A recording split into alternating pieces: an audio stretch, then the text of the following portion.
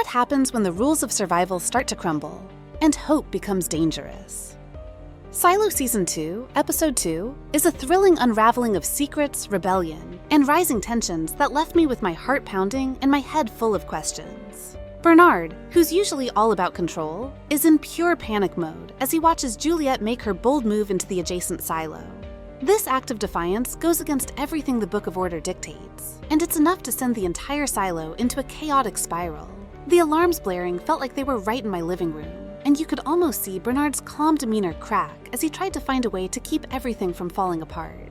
It made me feel like everything we thought we knew about the silo's rules was suddenly on the chopping block. Robert gets dragged into Bernard's desperate attempts to regain control. The way Bernard tries to cover everything up, calling for an emergency curfew and taking command over the deputies, just screams that he's losing his grip. And Robert? You can tell he's tired of all the lies and manipulations. When he reminded Bernard that they wanted to prevent all this mess, I found myself nodding. It's like the silo's leadership is more interested in preserving a facade than actually keeping people safe. And then there's Walker.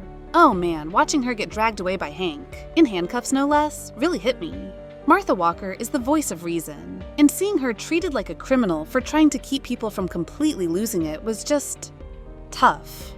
It made me so angry, and at the same time, I get why people are scared. With Juliette out there proving that life might be possible beyond the silo, people want answers. They want hope, even if it means risking everything. Bernard's big speech was a performance, plain and simple. He spins the story about Juliette's suit having better tape, like that's the reason she survived, and throws a few credits to each household like that could somehow settle everything. I could almost feel the tension simmering beneath the surface, especially with people like Shirley and the crew deep down in the silo. They know better, and they aren't buying it. I loved how they refused to just take Bernard's words at face value. They're the ones keeping this hope alive, and that's the part that hit me the most.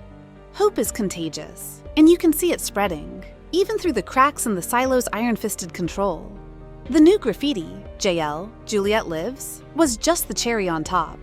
It's amazing how one person's actions can light a fire that's impossible to put out. Shirley's determination to keep the rebellion going is what's keeping me hooked to this story. I love that she's quietly rallying people around Juliette's defiance, and seeing Martha come out of the shadows to warn her felt like this subtle yet powerful moment. It's like everyone knows the risks, and yet they can't help but believe that maybe, just maybe, there's a way out of all this. This episode did such a great job of showing the cracks forming in the silo's authority. It's messy, it's chaotic, and it's full of raw human emotion. Hope is powerful, and fear even more so. And when those two clash, you get an episode like this that leaves you both hopeful and terrified for what's coming next.